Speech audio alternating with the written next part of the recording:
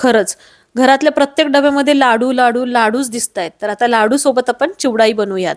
हिवाळा आणि संक्रांत म्हणून भरपूर घरामध्ये गोड तयार झालं होतं. आता लगेचच इथं तिखट काहीतरी बनवायचं म्हणून भाजके पोहे होते, ते चाळून थोडेसे खरपूस असे भाजून घेतले. सगळ्यांना जास्त शेंगदाणे आवडतात म्हणून इथं जास्तीचे शेंगदाणे जे आहेत ते तळून आपण पोह्यावरतीच काढून घेऊया.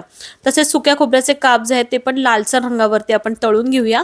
तेही आपण पोह्यावरती काढतोय. जे तळलेल्या गोष्टी आहेत त्या पोह्यावरती काढून घेतोय.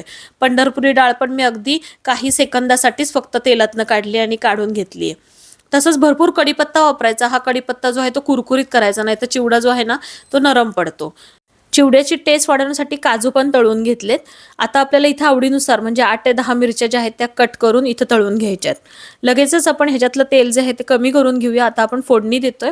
गरम तेलामध्ये मोहरी आपल्याला तडतडू द्यायची. नंतर काही लसणाच्या पाकळ्या मी टेचून घातल्यात.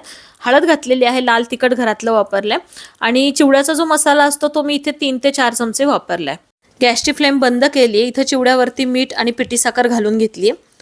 फोडणीचं जे तेल आहे ते इथं सगळं आपल्याला वापरायचं आहे आणि चमच्याच्या किंवा हाताच्या सहाय्याने आपल्याला पोह्याला हे तेल जे आहे ते चोळून घ्यायचं आहे. मस्त कुरकुरीत टेस्टला भन्नाट असा आपला मस्त भाजके पोह्यांचा चिवडा तयार झालाय. हवाबंद डब्यामध्ये तो स्टोअर करायचा म्हणजे कुरकुरीतच राहतो. व्हिडिओ आवडला असेल, रेसिपी आवडली असेल तर नक्की लाईक करा, इन्स्टा पेज फॉलो करा.